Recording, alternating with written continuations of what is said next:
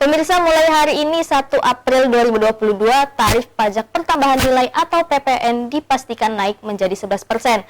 Kenaikan tersebut disebut untuk mengatasi pandemi.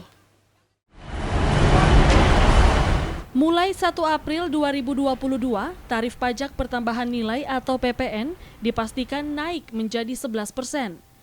Ketetapan tersebut sesuai dengan amanat Undang-Undang Nomor 7 Tahun 2021 tentang harmonisasi peraturan perpajakan atau UU HPP.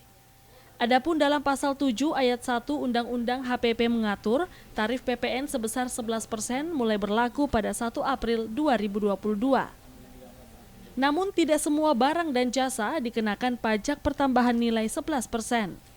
Mauludin Gojali selaku Kepala Seksi Bimbingan Penyuluhan San Pengelolaan Dokumen Direktorat Jenderal Pajak Sulsel Bartra mengatakan, salah satu barang atau jasa yang bebas dari PPN adalah makanan yang dijual di hotel. Mauludin Gojali menambahkan kenaikan 1% tersebut nantinya akan digunakan untuk mengatasi pandemi seperti membeli vaksin, bantuan sosial, dan lainnya. Kenaikan tarif tersebut merupakan bagian dari reformasi perpajakan, kemudian konsolidasi fiskal. Karena kita tahu selama pandemi COVID-19, APBN itu bekerja sangat keras untuk mengatasi pandemi, sehingga perlu untuk disehatkan, sehingga perlu kenaikan tarif ini sebesar 11%, yang nanti 1%-nya akan digunakan untuk mengatasi pandemi, misalkan untuk membeli vaksin, kemudian bantuan sosial, dan lain-lain.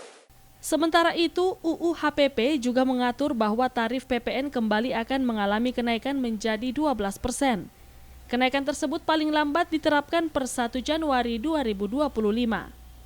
Fitri Hairunisa, Celebes TV.